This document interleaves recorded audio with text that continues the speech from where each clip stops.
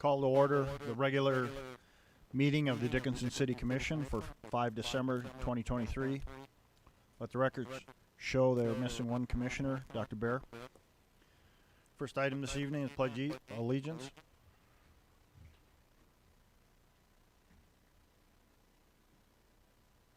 Pledge allegiance to the flag of the United States of America and to the republic for which it stands, one nation, under God, indivisible, with liberty and justice for all.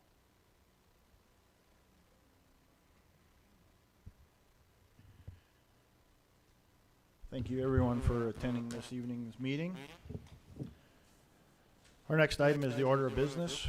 Mr. Dossinger, are there any changes to the order of business? Good evening, Mr. President, members of the Commission. There is a change to the order of business.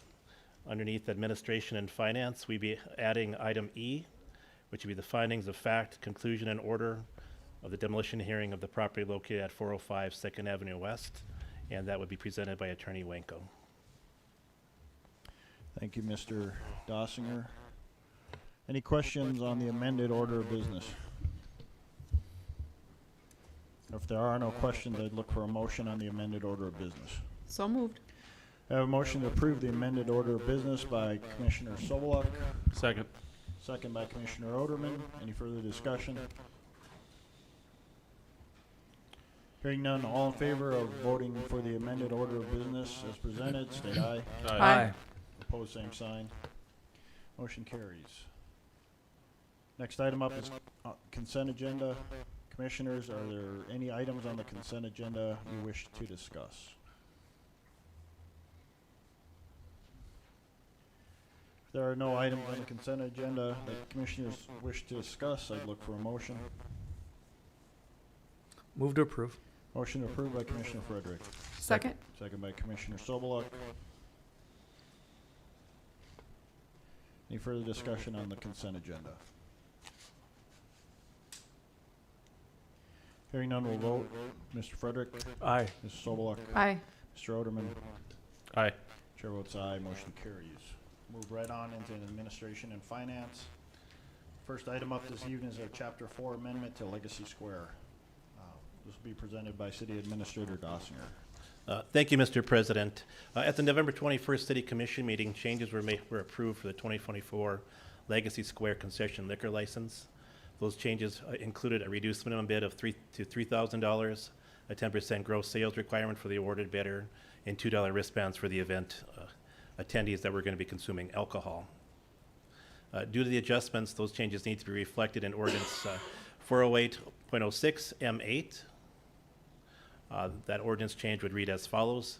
In addition to the bid price paid by the license pursuant to paragraph 9 below, the city shall also receive gross sales of alcohol sold at city-sanctioned and sponsored events in the amount to be determined by the city administrator during the annual bidding process. The license shall provide documentation to the city upon the expiration of the annual license term to verify sale of that year. City staff recommends approval of first reading to this ordinance amendment. Okay, this should be Ordinance 1790, if I'm correct. That's correct. So we're leaving the percentage fluid? We're not putting a number in there? That is correct. Prior to the bid process for each year, if there's going to be a change, I would bring that forward to the City Commission. Okay.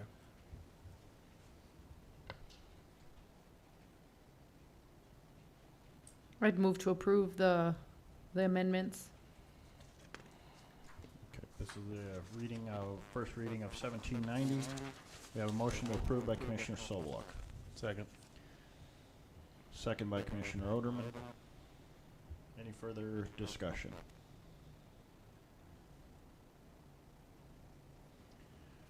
Hearing none, we'll vote. Mrs. Soboluk? Aye. Mr. Oderman? Aye. Mr. Frederick? Aye. Chair votes aye, motion carries. Our next item up, we have Black Market Vape and Smoke Dickinson. This is license renewal. Mr. Dossinger? Thank you, Mr. President. We have received the renewal application from Black Market Vape and Smoke Incorporated for the 2024 tobacco license. Black Market Vape is located at 456 15th Street West, Suite C. They have been in business since December of 2022. City staff has reviewed your application and recommends approval.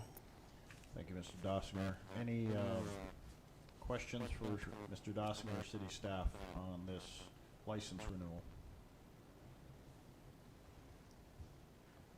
Mr. President, I'd move to approve.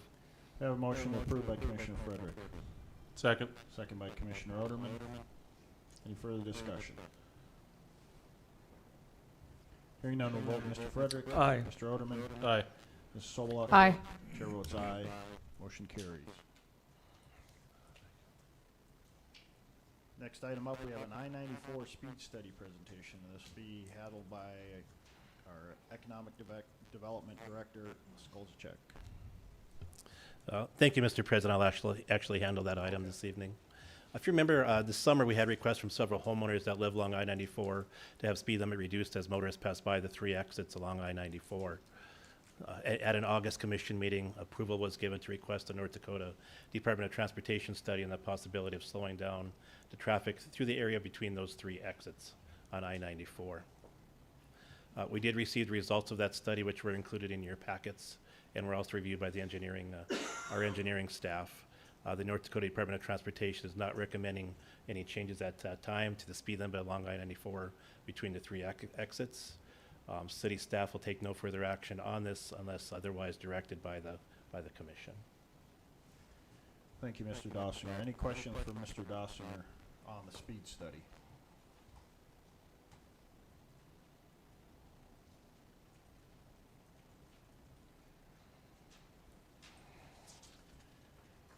There are no questions. This is just a report, so we don't have to. That is correct.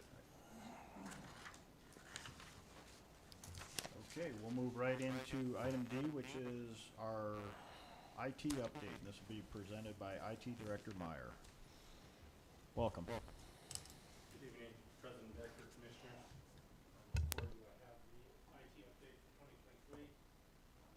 Within it, of course, I have to give a huge shout out to my staff. Without them, obviously, we couldn't get the job done that's presented before you.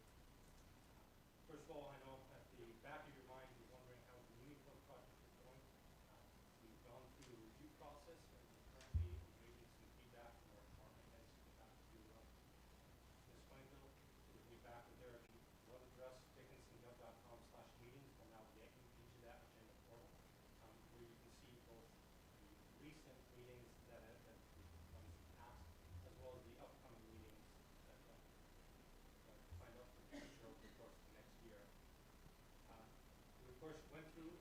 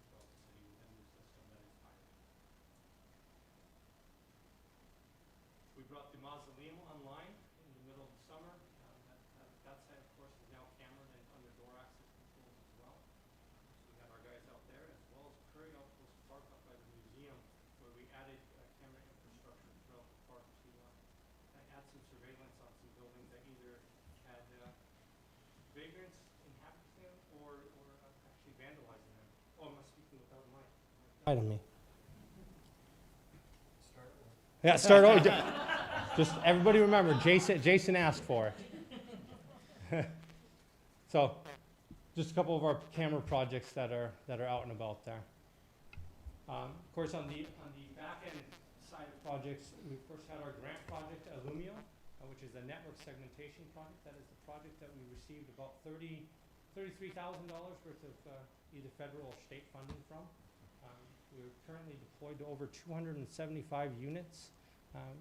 Over the course of our deployment, which has only been a few months, of course, we've had over 200,000 different network traffic analysis go through there, so we can actually see all the live traffic on our network, which is super handy for us.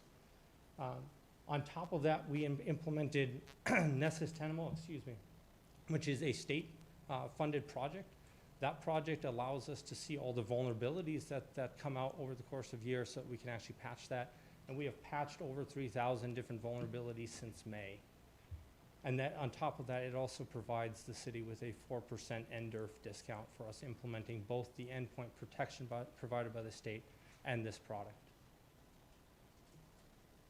We've, of course, over the course of the last year, we've been working on a software automation style project to both increase our efficiency in IT, but also kind of automate how we do things. So that is an ongoing project. We use that to push images and software to keep everything up to date. On top of that, we've converted our help desk to make it more efficient within IT and to integrate it in with a couple of our different products that we rolled online. As many of you know, we, of course, back in 2018, created timekeeping. Over the course of this last year, we have rebranded that as Access U and made it into our full-blown employee portal. The modules marked in green are brand new modules that we developed over the course of the last year, basically meeting needs for different departments throughout the city. The ones marked in yellow are modules that we had, but we added significant code modules onto it to increase its capabilities for the city. Some more projects to note, of course, we all know Town Square came online this last year. From my department side of things, we of course implemented a fiber optic network out there, as well as guest Wi-Fi, city Wi-Fi, cameras, and door controllers on that project. And then of course we did do sound training and screen training as well, so that we could fully support that. From a maintenance side of things, of course, we have our annual computer replacement project. We're about 90% of the way through that. We'll wrap that up this month. And we've been working on a city Wi-Fi update project throughout all of our buildings, bringing them into current generation. Smaller projects to note, a couple of cameras expanded in some of our buildings like the library, as well as if you go into the library, you'll notice a kind of an advertising style screen that we implemented for them using a slightly newer technology. Allows them to put their advertisements out there without using what they were using as the Department of Health module. And then we integrated with V, which is our permitting and project management software. We integrated the cemetery maps from the GIS project, working alongside Daryl from the GIS department, so that the changes made in that software change real time out on the web. And then finally, of course, this year we implemented a storage area network. It's 60 terabytes worth of shared storage between our servers.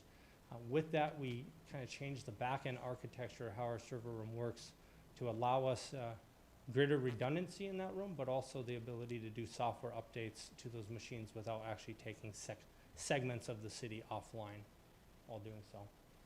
That project cost was about an $85,000 project, all within budget. We, of course, also had to upgrade all of our servers to 2019, and we will begin the process to upgrade them to 2022 starting next spring.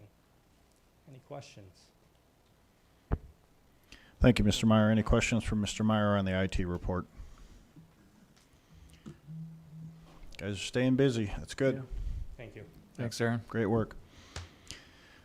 All right, we'll go into item E, our findings of fact. And this was from a hearing that was held earlier today. And this will be presented by City Attorney Wenko. Thank you, Mr. President, Commissioners. Unfortunately, this is not going to be as exciting as the IT updates, so we'll have to just make do, I guess. As you were present this afternoon at 3 o'clock, the city held a demolition hearing to determine whether the structures located at 405 Second Avenue West in Dickinson should be demolished.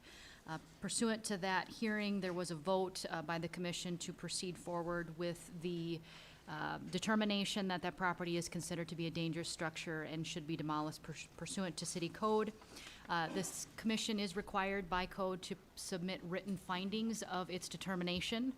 So I have prepared in front of you findings of fact, conclusions, and an order that would need to be reviewed and approved. Essentially, what this does, it reiterates the evidence that was submitted by the city this afternoon. It also makes a finding that the city has found this property to be a dangerous structure and that it needs to be demolished.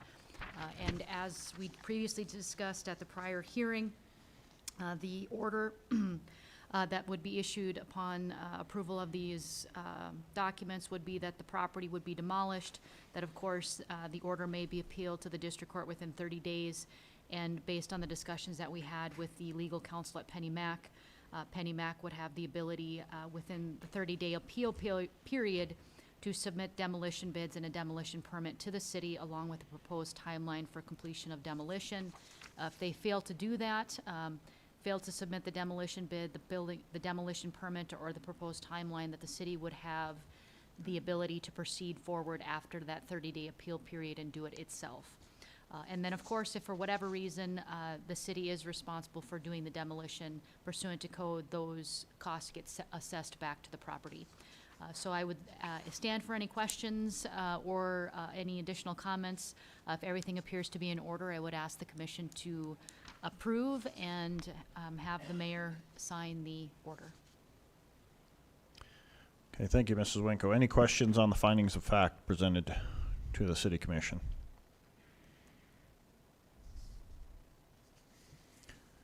Not, I'd look for a motion on the findings of facts, conclusions, in order to demolish the property at 405 2nd Avenue West, Dickinson, North Dakota. I'd move to approve. Motion to approve by Commissioner Sobeluk. Second. Second by Commissioner Frederick. Any further discussion?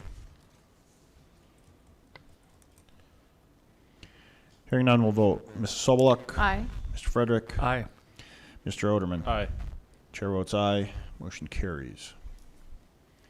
Move right into Public Works. We have a Burns and McDonnell agreement for the Baylor Building expansion. This will be presented by Deputy Public Works Director Prouse. Good evening, President Decker and Commissioners. Before you tonight to present an agreement for professional services between the City of Dickinson and Burns McDonnell to provide engineering services through the duration of the Baylor Building expansion project. There are 6 phases to this project that include the study and report, preliminary design, final design, bidding and negotiations, construction, and post-construction.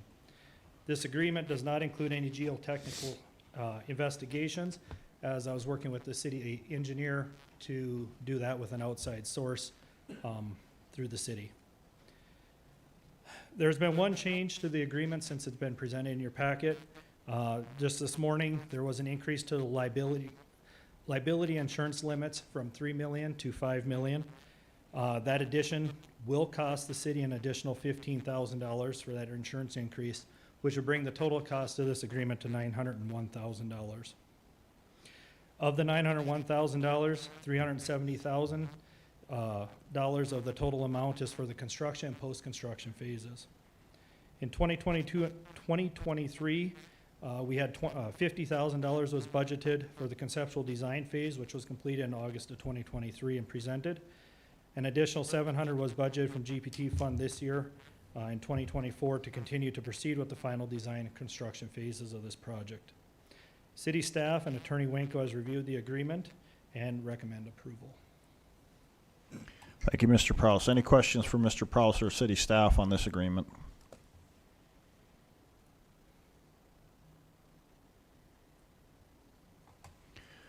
Hearing none, I'd look for a motion.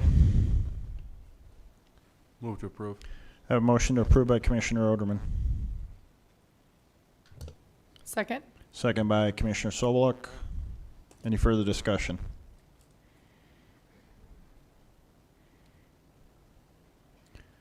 Hearing none, we'll vote. Mr. Oderman, Aye.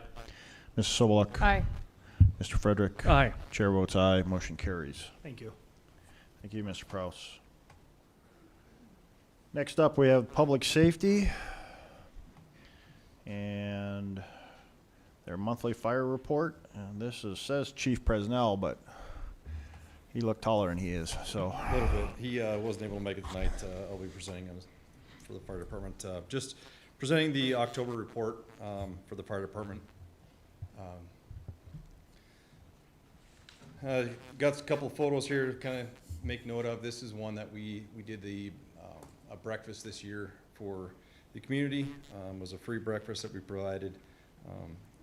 And we did serve over 400 people at that event. So it's kind of a nice way to give back to the community and meet people and see what our station looked like.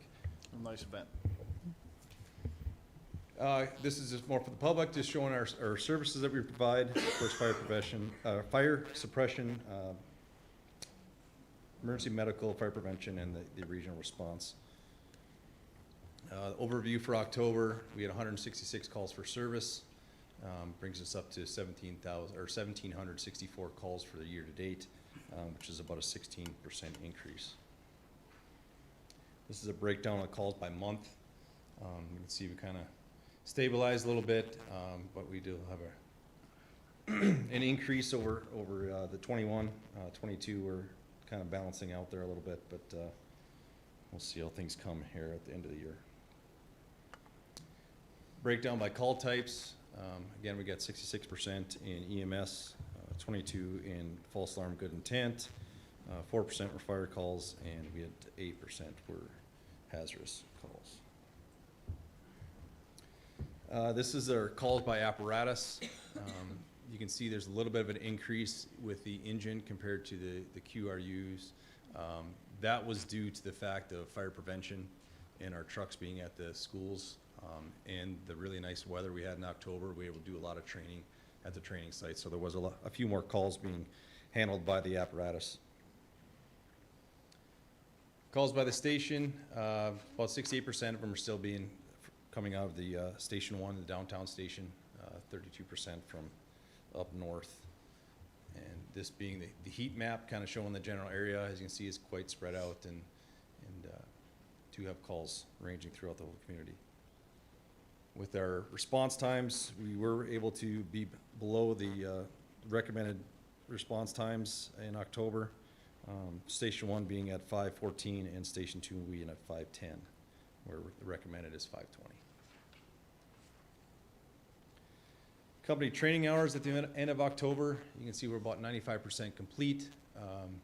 Just short a little bit on company training. Of course, that comes month by month, but we're well on our way to meet our goals in company training hours. Fire prevention activities, only 44 routine inspections. That's because we had 171 fire prevention activities with Fire Prevention Week. Of that 171, we saw 150 classrooms in schools. Almost 2,800 students we were able to visit in that 2 weeks of fire prevention. We also had another big event called Neighborhood Visits, where we take our fire trucks to the park and let the community see our fire trucks and see our firefighters, give them a ride around the neighborhood. And there was about 250 or so people that came to that. Surprising with the absolutely horrible weather we had that night. That was that terrible windstorm and rain that came through that night. We also had Trick or Trunk, as you can see that photo there. I don't know the count on that. There was a lot of people that came to see us that night. It was quite enjoyable. And we had just one certificate of occupancy that was completed in the month of October. With that, I would take any questions. Thank you. Are there any questions for Deputy Chief Selly? Thank you. Thank you. All right, we'll move right into Community Development Readiness Center rezone. This will be presented by Director Skolacek. City Planner Galbert's going to be presenting Okay. this. Well, I'm just reading what my thing says. Just going by the script, you know. Fair enough. So All right. Thank you, President Decker and City Commissioners. Good afternoon. My name is Matthew Gallagher, and I'm the city planner. The petition being considered here is REZ-007-2023 for the rezone of a property legally described as Lot 1, Block 1, Energy Center, 3rd Edition, from general industrial to public. So this is the second reading at City Commission for final approval and should be considered as mutually dependent with the following application on today's agenda, which is FLM-002-2023, to consider changing the land use designation for this property on the future land use map from industrial to civic/public. So back to the current application on hand, RZ-007. The property where the new North Dakota National Guard Readiness Center is currently being constructed is owned by the City of Dickinson. The City of Dickinson staff has been in discussions with North Dakota National Guard about the city's proposal for a public safety training facility on the western portion of the property. The intent is for the North Dakota National Guard and the City of Dickinson Public Safety Departments to utilize the other's facilities, providing mutual benefit. So both the North Dakota National Guard Readiness Center and the proposed public safety training facility would be best suited in the proposed zoning district as public. Staff has reviewed the surrounding general industrially zoned area and has determined that approval of both this rezone petition and the accompanying future land use map amendment is unlikely to result in any adverse impact to future industrial infill opportunities and further development of the area. So as of the time of this report, staff has received no public comment and recommends approval of the application subject to concurrent approval of the following application for the future land use amendment. Thank you, Mr. Galbert. This is ordinance 1788, and it's also, as reported, it is, if you look at the motion in the staff report, this is FML-002-2023. So, but we'll go by ordinance 1788 for the motion. So, are there any questions for city staff on the rezone? Readiness Center rezone. Not, I look for a motion on 1788. I'd move to approve. Motion approved by Commissioner Sobeluk. Second. Second by Commissioner Frederick. 1789 as explained, Mr. Galbert. So, are there any questions for city staff on the future land use amendment, I guess it would be, which is ordinance 1789? Mr. President, I'd move to approve 1789. We have a motion to approve 1789 by Commissioner Frederick. Second? Second by Commissioner Sobeluk. Any further discussion? Hearing none, we'll go ahead and vote. Mr. Frederick? Aye. Ms. Sobeluk? Aye. Mr. Oderman? Aye. Chair votes aye, motion carries. Thank you.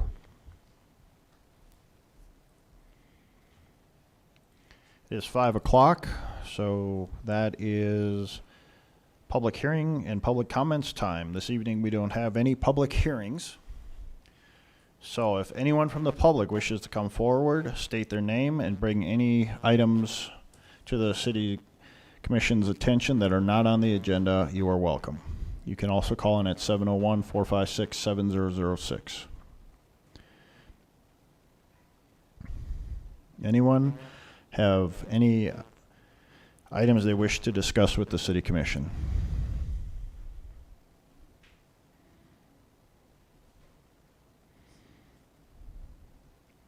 Anything not on the city agenda?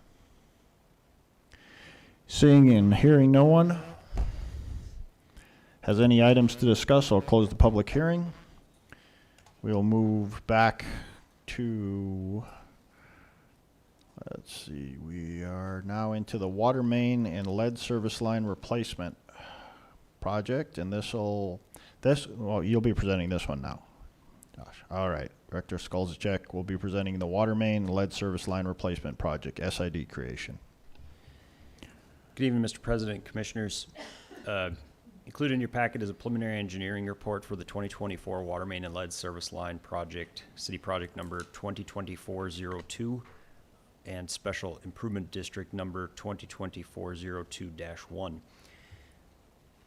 The SID and paving portion of this project is intended to be paid for through the road maintenance project funds, and the water main and service line replacements are intended to be paid through the respective project. In this case, both of these projects were approved in the 2024 capital improvement project budget. The 2024 water main and lead service line replacement project includes 5th Avenue West from Villard to 2nd Street West, 6th and 7th Avenues West from Villard to 4th Streets West. As part of the project, street improvements were also identified, largely due to the concrete and curb and gutter, sidewalks and things like that that are in poor condition. And then ultimately, the number of cuts to the street will leave the quality of the actual pavement something less than desirable. So the intent of doing the mill and overlay at that time and concluding the project more holistically is the intent. The overall SID is accordance with the special assessment policy, which has been approved from Resolution 39-2019, and which was approved by the City Commission in December 17th, 2019. And that policy ultimately gives the authority to the city to assess for construction of sidewalks, curb and gutter, and driveway aprons in conjunction with street maintenance projects. And this project is scheduled for the construction season of 2024, and we intend to have a bid opening anticipated for March of 2024.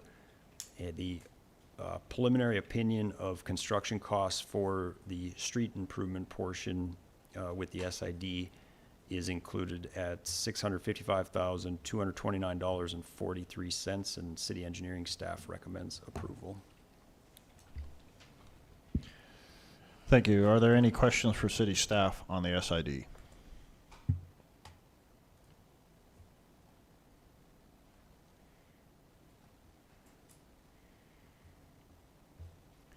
After this, the landowners will be notified? Yeah, we'll have the landowner notifications going out. We're actually prepping the letters right now in anticipation for tonight's approval of the special improvement district. And then from there that we have a public engagement meeting listed in that letter. And I can't recall the exact date. It's early January. So we're going to use the commission chambers for that meeting. And ultimately, in that letter, there'll be include the cost estimate for each individual property owner, show the map of which sidewalk, driveways, curb and gutter, things like that intend to be replaced with the project, and then ultimately follow through as per Century Code and as per city code on the process for the special improvement district. So. And the letter, does it state to the option that the property owner can opt to make these corrections on their own? Specific to the sidewalk, I believe, yes. I'd have to check on the curb and gutter. I'm not sure if that's an option or not. I'm not aware of that, but I can look into that. I think we have given them those options before. Yeah, that they Okay. can fix I- all of it, so. I'll double check that and make sure. We're working on also included for the public engagement meeting, like frequently asked questions, things that we would anticipate if we were the property owners, for example. And so I'll make sure I include that in that frequently asked questions document so that that's available for the public engagement meeting. Because I think we have given them the option before, once it's been identified that their curb and gutter and their sidewalk need replacing, that they can opt to fix it on their own, get their own bid and fix it, at least during that time period. Not to interfere with, I guess, our construction or our water replacement too. I guess I'm not sure about the curb and gutter, though. I mean, I thought we had before. that would almost have to be all poured at one time, you know. I'll recheck on the resolution that was previously passed, as well as in Chapter 2, there's some specific information on special improvement districts. I'll refer to both of those and make sure, again, in the frequently asked questions document that that's available. So, Sounds good. All right, this is Resolution 35-2023. Any further questions for city staff? Not, I'd look for a motion. I'd move to approve. Motion to approve by Commissioner Sobeluk, Second. second by Commissioner Oderman. Any further discussion or questions? Hearing none, we'll vote. Mrs. Sobeluk. Aye. Mr. Oderman. Aye. Mr. Frederick. Aye. Chair votes aye, motion carries. Next up, we have a DOT urban maintenance form. Again, this will be presented by Director Skolzicek. Good evening, President Deckner and Commission. So before you is the North Dakota Department of Transportation annual Urban Federal Aid Project maintenance certification. And included with it is just a standard form. It has a few signatures on it, and it's basically just an acknowledgement that we are in fact maintaining the infrastructure that has federal aid associated with the projects. And so that includes all the aspects that we ultimately work towards as far as having our road maintenance funds and preparing what's nearing completion on our pavement management plan and those kind of things. So engineering staff recommends approval. Thank you. Any questions for staff on this agreement or in the maintenance form with North Dakota Department of Transportation?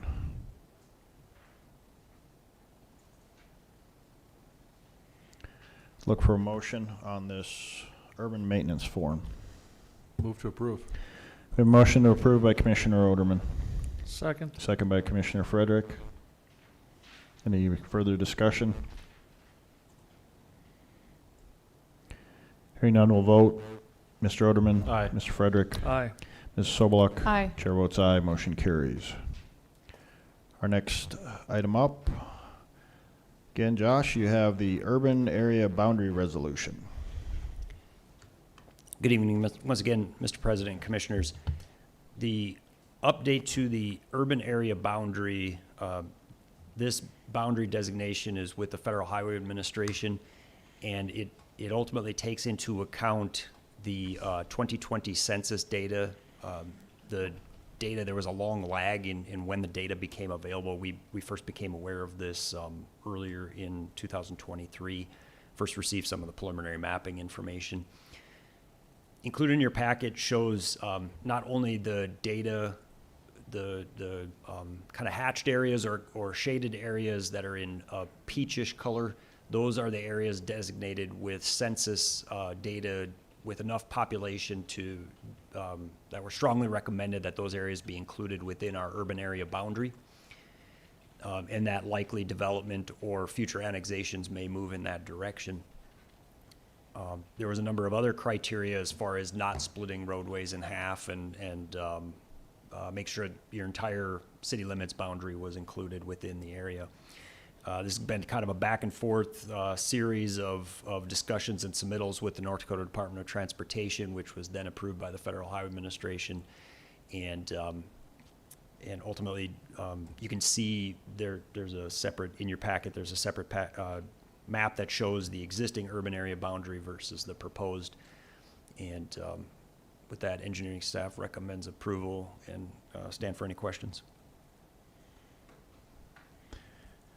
Thank you, Mr. Skolzicek. Any questions on this urban area boundary resolution? And this should be Resolution 36, 2023. I do have a question on this one. So we're increasing the boundaries, but not increasing our actual municipality.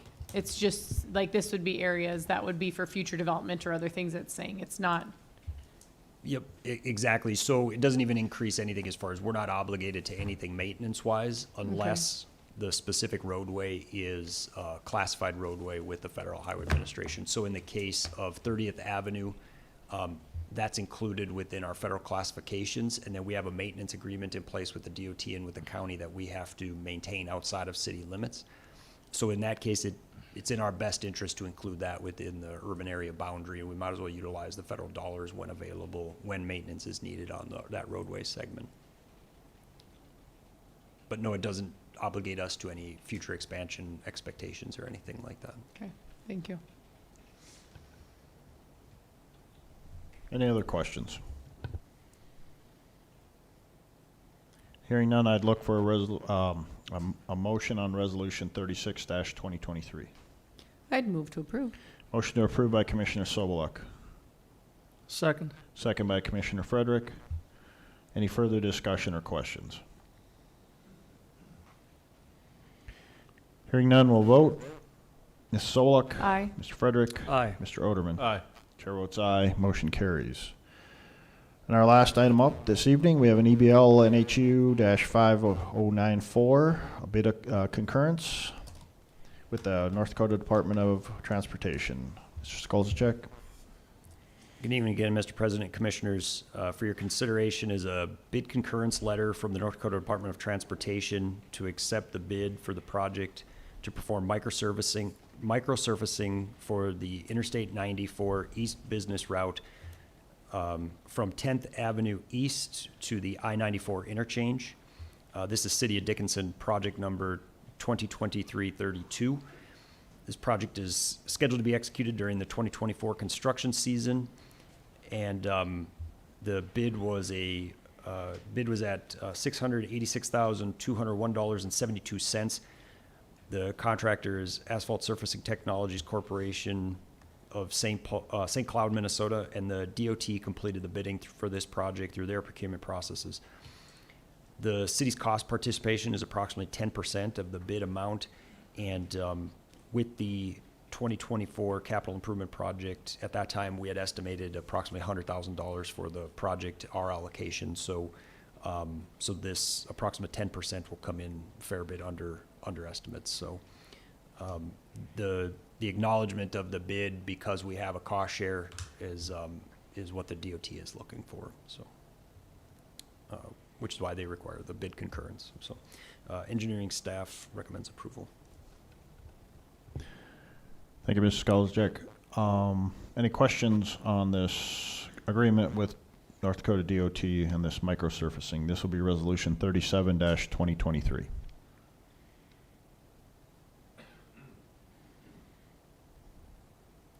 Hearing no questions, I look for a motion. Move to approve.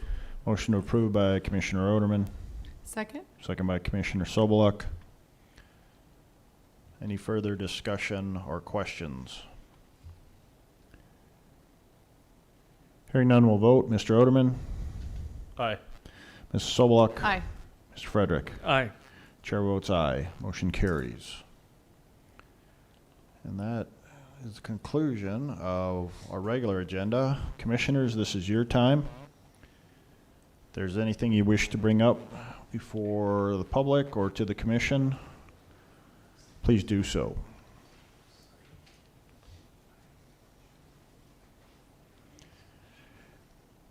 Hearing no discussion, I'd look for a motion to adjourn. So moved. Second. We are adjourned.